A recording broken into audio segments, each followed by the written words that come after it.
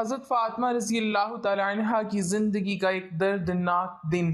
مکہ کے یہودیوں نے سوچا حضرت فاطمہ کو اپنی شادی میں بلائیں، کیونکہ ان کے پاس تو پھٹے پرانے کپڑے ہوتے ہیں، جب وہی پہن کر آئیں گی تو ہم کہیں گے دیکھو یہ نبی کی بیٹی، اس کا بابا نبوت کا دعویٰ کرتا پھرتا ہے اور بیٹی کی حالت تو دیکھو، پھر مل کر مذاق اڑائیں گے۔ لیکن جب یہود کی عورتیں حضرت فاطمہ کے پاس آئی تو حیران رہ گئیں۔ بسم اللہ الرحمن الرحیم۔ ملک میں ایک بادشاہ تھا، اس نے وزیر سے کہا سامان شکار تیار کرو، ہم شکار پر جائیں گے۔ اس خبر کو سن کر بادشاہ زادی اور وزیر زادی نے بھی ساتھ چلنے کی درخواست کی۔ بادشاہ نے اجازت دے دی۔ بادشاہ اپنے لشکر کے ساتھ جنگل میں پہنچا، سبھی نے ایک جگہ قیام کیا۔ تبھی ایک زور کی آندھی آئی اور سارے لوگ ایک دوسرے سے دور جا گرے۔ کچھ ہی دیر میں سبھی ایک دوسرے سے آ ملے، لیکن بادشاہ زادی اور وزیر زادی کا کہیں پتہ نہ چلا۔ بہت دیر تک تلاش کرنے کے بعد بھی جب ان کا پتہ نہ چلا تو سبھی مایوس ہو کر واپس محل کو لوٹ آئے۔ دوسری طرف تیز آندھی کی وجہ سے دونوں پہاڑ پر جا گری تھیں۔ جب بہت دیر تک کوئی انہیں لینے نہیں آیا تو یہ دونوں بے تحاشا رونے لگیں اور روتے روتے بے ہوش ہو گئیں۔ بے ہوشی کے عالم میں دیکھتی ہیں کہ ایک نقاب پوش معظمہ تشریف لائی ہیں اور بولی کہ تم دونوں منت مان لو کہ اپنے والدین سے جب ملو گی تب جناب سیدہ کی کہانی سنو گی۔ انہوں نے منت مان لی۔ ہوش میں آتے ہی دونوں نے خواب کی بات ایک دوسرے سے دریافت کی۔ اسی جنگل میں کسی دوسرے ملک کا بادشاہ اپنے لشکر کے ساتھ شکار کھیلنے کے لیے آیا تھا۔ اس نے ایک سپاہی کو پانی کی تلاش میں بھیجا۔ وہ پانی کے چشمے ڈھونڈنے کے لیے پہاڑ پر چڑھا، وہاں بادشاہ زادی اور وزیر زادی کو دیکھا، ان کا حال دریافت کیا۔ ساری باتیں سن کر سپاہی بولا اگر آپ چاہیں تو میرے ساتھ چلیں، ہمارے بادشاہ آپ لوگوں کو آپ کے والدین سے ملانے میں آپ کی مدد ضرور کریں گے۔ دونوں کے پاس اس کے سوا کوئی اور راستہ نہ تھا، اس لیے دونوں اس کے ہمراہ ہو لیں۔ اس بادشاہ نے انہیں محل میں بڑی عزت سے رکھا۔ دریافت کیا کہ کس ملک کی ہیں۔ پہلے بادشاہ کو جب پتہ چلا کہ اس کی اور وزیر کی بیٹی فلاں بادشاہ کے یہاں زندہ سلامت ہیں تو اس نے اللہ کا شکر ادا کیا اور دوسرے بادشاہ کو شکریہ کا پیغام بھیج کر اپنی لڑکیاں ملک واپس بھیجنے کی گزارش کی۔ دوسرے بادشاہ نے بڑے احترام سے جواب بھیجا کہ آپ کی بیٹیاں حاضر ہیں، لیکن اگر آپ مناسب سمجھیں تو آپ کی لڑکی کی شادی میرے لڑکے سے اور وزیر کی لڑکی کی شادی میرے وزیر کے لڑکے سے کر دیں۔ پہلے بادشاہ نے اس پیغام کو بڑی خوشی سے قبول کیا۔ دونوں لڑکیاں اپنے والدین سے مل کر بڑی خوش ہوئیں۔ اس خوشی کے عالم میں وہ دونوں لڑکیاں کہانی سننا اور سنانا بھول گئیں۔ دونوں کی شادی بڑی ہی دھوم دھام سے ہوئی۔ رخصتی کے بعد بادشاہ کو پتہ چلا کہ پانی کا ایک خاص لوٹا محل میں چھوٹ گیا ہے۔ لوٹا لانے کے لیے ایک سپاہی کو بھیجا گیا۔ وہاں پہنچ کر سپاہی نے جو دیکھا اس کے ہوش اڑ گئے۔ وہاں نہ تو تخت و تاج تھا، نہ بادشاہ، نہ سپاہی، بس دروازے پر لوٹا رکھا تھا۔ اس نے لوٹا اٹھانے کو جیسے ہی ہاتھ بڑھایا ایک سانپ اس کی طرف لپکا۔ یہ بھاگتا ہوا واپس آیا اور سارا حال بادشاہ کو بتایا۔ یہ سن کر بادشاہ کو ان دونوں لڑکیوں پر بہت غصہ آیا اور کہا کہ تم ضرور جادوگرنیاں ہو، تمہیں کل قتل کر دیا جائے گا۔ دونوں قید خانے میں رات بھر روتی رہیں اور بے ہوش ہو گئیں۔ بے ہوشی کے عالم میں دونوں پھر نقاب پوش معظمہ کو دیکھتی ہیں اور وہ کہتی ہیں کہ تم دونوں کہانی سننا سنانا بھول گئی تھی، یہ اسی کا عذاب ہے۔ دونوں نے پوچھا لیکن اب ہم کیا کر سکتے ہیں؟ اس پر نقاب پوش معظمہ بولی تم صبح دونوں کے آنچل سے پیسے گریں گے، اس سے شیرینی منگوا کر کہانی سن لینا۔ صبح ایسا ہی ہوا۔ ان دونوں نے کہانی سنی اور بادشاہ سے کہا آپ دوبارہ دریافت کریں۔ بادشاہ نے پھر ایک سپاہی ان کے ملک بھیجا۔ سپاہی نے واپس آ کر سارا حال بتایا کہ سب کچھ صحیح سلامت ہے اور وہ لوٹا بھی اس کے ہاتھ میں تھا۔ بادشاہ نے دونوں لڑکیوں سے پوچھا یہ سب کیا تھا اور اب سب پہلے جیسا کیسے ہے؟ تب دونوں لڑکیوں نے شکار پر جانے، طوفان سے پہاڑ پر پہنچنے، خواب میں نقاب پوش معظمہ کا آنا، منت مانگنا، پھر خوشی میں بھول جانے کا سارا حال بادشاہ کو کہہ سنایا اور کہا یہ اسی کا عذاب تھا۔ رات ہم جب روتے روتے بے ہوش ہو گئیں تو نقاب پوش معظمہ تشریف لائیں اور ہمیں قید خانے میں ہی کہانی سننے کو کہا۔ صبح ہم نے کہانی سنی اور ہم پر سے وہ عذاب ہٹا دیا گیا، اس لیے اب سب کچھ ٹھیک ہو گیا۔ بادشاہ نے ساری باتیں سن کر انہیں معاف کر دیا اور اللہ سے معافی مانگ کر نیک دعا کی۔ ایک مرتبہ حضور صلی اللہ علیہ وسلم نے حضرت فاطمہ رضی اللہ تعالی عنہا سے کہا کہ تم سے پہلے ایک عورت جنت میں داخل ہوگی اور وہ لکڑہارے کی بیوی ہے۔ لہٰذا حضرت فاطمہ اس عورت کے گھر پر گئیں اور دستک دی۔ اس عورت نے کہا کون ہے؟ حضرت فاطمہ نے اندر داخل ہونے کے لیے اس سے اجازت طلب کی۔ اس خاتون نے یہ کہہ کر آپ سے معذرت خواہی کی کہ میرے شوہر ابھی یہاں نہیں ہیں اور میں نے ان سے آپ کو گھر لانے کی اجازت بھی نہیں لی ہے، لہٰذا آپ واپس چلی جائیے اور کل تشریف لائیے تاکہ ان سے اس حوالے سے اجازت لے سکوں۔ حضرت فاطمہ واپس لوٹ آئیں۔ جب اس عورت کا شوہر رات کو گھر آیا تو اس نے حال چال دریافت کیا۔ اتنے میں اس خاتون نے کہا کہ اگر پیغمبر اکرم صلی اللہ علیہ وسلم کی بیٹی حضرت فاطمہ ہمارے ہاں آنا چاہے تو کیا ان کے لیے اجازت ہے؟ اس نے جواباً کہا وہ آ سکتی ہیں۔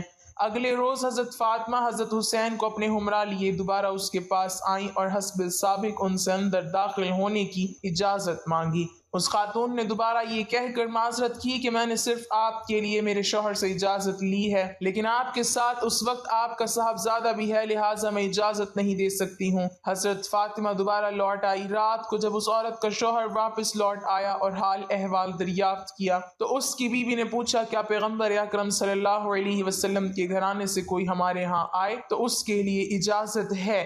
اس نے اس بات میں جواب دیا۔ اس طرح حضرت فاطمہ تیسری مرتبہ لوٹ آئیں اور اس لکڑہارے کی بیوی سے ملاقات کی۔ یہی وہ خاتون ہے کہ جو سیدہ فاطمہ کے آگے ان کی اونٹنی کی نکیل پکڑے جنت میں سب سے پہلے داخل ہوں گی۔ حضرت فاطمہ رضی اللہ تعالیٰ عنہ نے ایک دفعہ اسما بنت عمیس رضی اللہ تعالیٰ عنہ سے کہا کہ مجھے حیا آتی ہے کہ جب میرا انتقال ہو تو لوگ مردوں کے تخت پر لٹا کر اور ایک کپڑا اڑا کر مجھے کندھے پر اٹھا لیں، اس لیے اندیشہ ہے کہ کپڑے کے اوپر سے میرا جسم ظاہر ہو۔ تو حضرت اسما رضی اللہ تعالیٰ عنہ نے کہا جگرے گوشہ رسول صلی اللہ علیہ وسلم، کیا میں تمہیں ایسی چیز نہ دکھاؤں جو میں نے حبشہ میں دیکھی تھی؟ حضرت فاطمہ رضی اللہ تعالیٰ عنہ نے کہا کیوں نہیں، ضرور۔ حضرت اسما رضی اللہ تعالیٰ عنہ نے کھجور کی تازہ ٹہنیاں منگوائیں، کمان کی شکل میں ان کو موڑ موڑ کر رکھا اور ان کے اوپر کپڑا ڈال دیا۔ حضرت فاطمہ رضی اللہ تعالیٰ عنہ نے فرمایا یہ تو بڑی اچھی چیز ہے، اس سے مرد عورت کے جنازے میں امتیاز ہو جائے گا اور عورت کا جسم بھی چھپ جائے گا۔ دیکھو اسما، جب میرا انتقال ہو تو تم اور علی میرے غسل میں شریک ہوں، کوئی اور میرے قریب نہ آئے اور میری چارپائی پر اسی طرح چھڑیاں رکھ دینا۔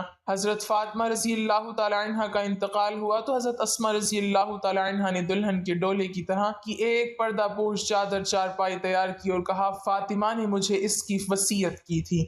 اس روایات سے اندازہ لگایا جا سکتا ہے کہ حضرت فاطمہ رضی اللہ تعالیٰ عنہ پردہ کا کتنا اہتمام فرماتی تھیں۔ یہی وجہ تھی کہ آپ صلی اللہ علیہ وسلم نے حضرت فاطمہ رضی اللہ تعالیٰ عنہ کی پاک دامنی پر جنت کی خوشخبری سناتے ہوئے ارشاد فرمایا فاطمہ نے اپنی عصمت اور پاک دامنی کی ایسی حفاظت کی کہ اللہ تعالیٰ نے اس کی پاک دامنی کی وجہ سے اسے اور اس کی اولاد کو جنت میں داخل فرما دیا۔ اور ایک روایت میں ہے کہ بے شک فاطمہ نے اپنی عصمت اور پاک دامنی کی حفاظت کی تو اللہ تعالیٰ نے اس کی اولاد پر جہنم کی آگ حرام کر دی۔ حضرت علی رضی اللہ تعالیٰ عنہ سے روایت ہے کہ وہ رسول اللہ صلی اللہ علیہ وسلم کے پاس حاضر تھے۔ رسول اللہ صلی اللہ علیہ وسلم نے دریافت فرمایا عورت کے لیے کون سی بات سب سے بہتر ہے؟ حضرت فاطمہ رضی اللہ تعالیٰ عنہ نے فرمایا نہ وہ مردوں کو دیکھیں اور نہ مرد ان کو دیکھیں۔ تو میں نے جواب رسول اللہ صلی اللہ علیہ وسلم سے ذکر کیا تو آپ صلی اللہ علیہ وسلم نے فرمایا فاطمہ میری لخت جگر ہے۔ ناظرین، عرب کی عورتیں حضرت فاطمہ رضی اللہ تعالیٰ عنہ کو بہت ہی غریب سمجھتی تھیں کہ ہر وقت حضرت فاطمہ سادگی میں رہتی تھیں، اس لیے عرب کی عورتیں حضرت فاطمہ رضی اللہ تعالیٰ عنہ کو بہت ہی غریب سمجھتی تھیں۔ وہ یہ سمجھتی تھیں کہ حضرت فاطمہ کے پاس کچھ نہیں ہے۔ حضرت فاطمہ رضی اللہ تعالیٰ عنہ کی سخاوت کی باتیں کچھ عورتیں کرنے لگیں۔ ان عورتوں میں سے ایک منافق عورت بولی کہ میں نہیں مانتی کہ بنت رسول صلی اللہ علیہ وسلم کے پاس کوئی معجزہ ہے یا کوئی دولت ہے، وہ ہر وقت سادگی میں رہتی ہے۔ اس بات کو جاننے کے لیے وہ منافق عورت حضرت فاطمہ رضی اللہ تعالیٰ عنہ کے گھر پہنچی تو آپ رضی اللہ تعالیٰ عنہ نے دروازہ کھولا، اس عورت کو اندر بلایا، گھر میں بٹھایا تو وہ عورت بولنے لگی اے بنت رسول اللہ صلی اللہ علیہ وسلم، آپ کی سخاوت کے چرچے سرعام ہو رہے ہیں، آج میں بھی چاہوں گی کہ آپ مجھے بھی کچھ دکھائیں۔ حضرت فاطمہ رضی اللہ تعالیٰ عنہ فرمانے لگیں کہ اللہ تبارک و تعالیٰ نے ہر انسان کو وہ عطا کیا ہے جو اس کے لیے بہتر ہے۔ حضرت فاطمہ رضی اللہ تعالیٰ عنہ فرمانے لگیں اے عورت وہ نعمت دیکھو جو اللہ تبارک و تعالیٰ نے تمہیں جسم کی صورت میں عطا کی ہے، ان نعمتوں کے آگے دنیا کی دولت کچھ بھی نہیں ہے۔ وہ عورت حضرت فاطمہ رضی اللہ تعالیٰ عنہ کی باتوں پہ ہنسنے لگی اور کہنے لگی کہ میں آپ کے گھر یہ دولت دیکھنے آئی ہوں کہ آپ کے پاس کتنی دولت ہے۔ وہ عورت کہنے لگی کہ آپ مجھے کوئی دولت یا معجزہ دکھا دیں تو میں مان جاؤں گی کہ آپ کے بابا اللہ کے رسول ہے اور آپ کا خاندان سچا ہے۔ حضرت فاطمہ رضی اللہ تعالی عنہ نے فرمایا کہ وہاں پر میرا مصلی رکھا ہے جس پر میں نماز پڑھتی ہوں، اس کو ہٹا کر دیکھو تو تمہیں تمہاری مراد مل جائے گی۔ وہ عورت جیسے ہی سیدہ فاطمہ رضی اللہ تعالی عنہ کے حجرے میں پہنچی اور اس نے مصلی ہٹا کر دیکھا تو اس عورت نے کیا دیکھا کہ اس مصلی کے نیچے لاتعداد میں خزانہ پڑا ہوا ہے، ہیرے، جواہرات اور کافی سارا سونا تھا، جو وہ دیکھ کر حیران ہو گئی۔ وہ جیسے ہی جواہرات نکالتی رہی تو وہ مال ویسے کا ویسا ہی رہا۔ وہ عورت جیسے ہی حضرت فاطمہ رضی اللہ تعالی عنہ کے پاس آئی تو حضرت فاطمہ رضی اللہ تعالی عنہ اس عورت کو مسکرا کر دیکھنے لگی، اور وہ عورت حضرت فاطمہ رضی اللہ تعالی عنہ کو بہت ہی حیرت سے دیکھنے لگی، اور وہ عورت آپ رضی اللہ تعالی عنہ سے کہنے لگی کہ آپ کون ہیں؟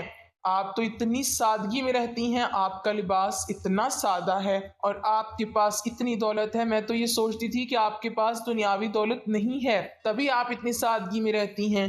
حضرت فاطمہ رضی اللہ تعالی عنہ فرمانے لگیں کہ اللہ تبارک و تعالی نے دنیا کے تمام خزانے اہل بیت کے قدموں میں رکھ دیے، اور اللہ کی مرضی یہ ہے کہ ہم سادگی میں رہیں تاکہ کوئی بھی شخص سادگی اختیار کرنے میں کوئی شرم نہ کرے۔ حضرت فاطمہ رضی اللہ تعالی عنہ فرمانے لگیں کہ اس دنیاوی دولت کا تو آخرت میں سخت حساب دینا پڑے گا۔ جیسے ہی اس عورت نے آپ کا اخلاق اور معجزہ دیکھا تو وہ قدموں میں گر پڑی، اور وہ عورت رو کر کہنے لگی کہ اے رسول اللہ صلی اللہ علیہ وسلم کی پیاری بیٹی، مجھے معاف کر دیجئے، آپ کے بابا اللہ تبارک و تعالیٰ کے سچے رسول ہیں۔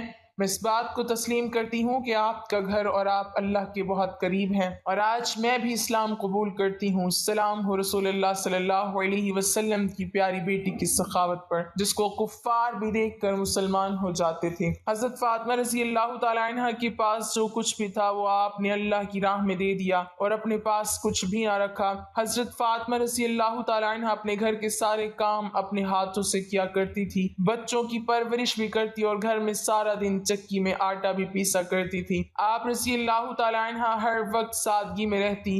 ایک عورت آپ رضی اللہ تعالی عنہ کے پاس آئی اور کہنے لگی کہ اے بنت رسول اللہ، میرے 3 سوال ہیں۔ پہلا یہ کہ کوئی ایسا عمل ہے جس سے انسان کے سارے گناہ معاف ہو جائیں، اور دوسرا سوال اللہ تبارک و تعالیٰ کے نزدیک سب سے افضل کون سا گھر ہے، اور تیسرا سوال انسان اور جنت کے بیچ فاصلہ کتنا ہے۔ یہ بات سن کر حضرت فاطمہ رضی اللہ تعالی عنہ فرمانے لگی کہ میں نے اپنے بابا حضور صلی اللہ علیہ وسلم سے سنا ہے کہ اپنے والدین کی خدمت کرنا ایک ایسا عمل ہے کہ اللہ تبارک و تعالی انسان کے گناہ ایسے معاف کر دیتا ہے جیسے آگ لکڑی کو ختم کر دیتی ہے۔ اور تمہارا دوسرا سوال تھا کہ اللہ تبارک و تعالی کے نزدیک کون سا گھر زیادہ افضل ہے۔ جس گھر میں عورتوں کا پردہ جتنا افضل ہوگا، اللہ کے نزدیک اس گھر کا مقام بھی افضل ہوتا جائے گا۔ میں نے اپنے بابا جان سے سنا کہ جیسے جواہرات کے لیے صندوق ضروری ہے، ویسے ہی عورت کے لیے پردہ ضروری ہے۔ اور تمہارا تیسرا سوال تھا کہ انسان اور جنت کے بیچ فاصلہ کتنا ہے۔ میں نے اپنے بابا سے سنا ہے کہ انسان اور جنت کے بیچ 1 قدم کا فاصلہ ہے۔ تو وہ عورت کہنے لگی اے بنت رسول اللہ، یہ کیسے ممکن ہے؟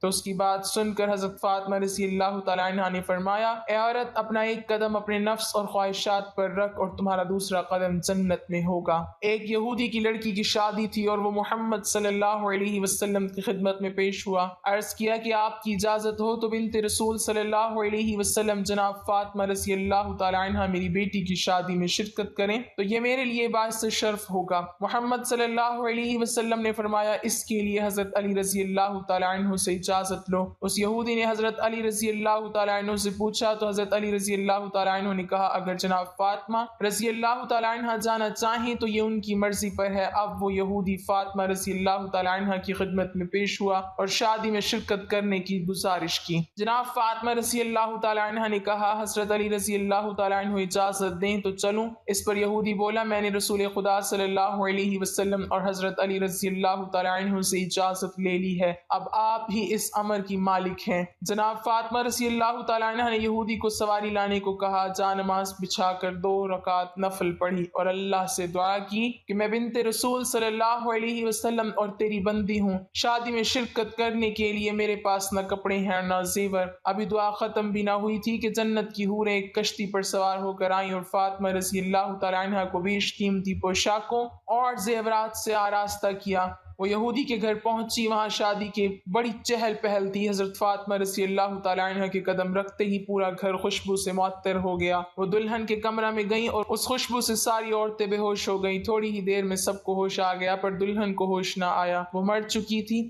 فاطمہ رضی اللہ تعالیٰ عنہ یہ سب دیکھ کر بڑی رنجیدہ ہوئی، انہوں نے جانماز بچھا کر 2 رکعت نفل پڑھی اور اللہ کے سامنے ہاتھ پھیلا کر دعا کی کہ میں تیرے حبیب کی بیٹی ہوں، میری عزت تیرے ہی ہاتھ میں ہے، لوگ کیا کہیں گے کہ اس کے آنے سے دلہن مر گئی، خانہ شادی خانہ بربادی بن گیا۔ دعا کی فضیلت سے دلہن کلمہ پڑھتی ہوئی اٹھ بیٹھی اور حضرت فاطمہ رضی اللہ تعالیٰ عنہ سے بولی مجھے اپنا دین بتائیں۔ یہ معاشرہ دیکھ کر وہاں موجود سبھی 500 یہودی عورتیں مسلمان ہو گئیں۔ اللہ پاک ہمیں دین کا پیروکار بنائے اور ہمیں بہتر عمل کرنے کی توفیق عطا فرمائے، آمین۔ ناظرین، کمنٹ باکس میں اللہ تعالیٰ کے 99 ناموں میں سے ایک نام ضرور ٹائپ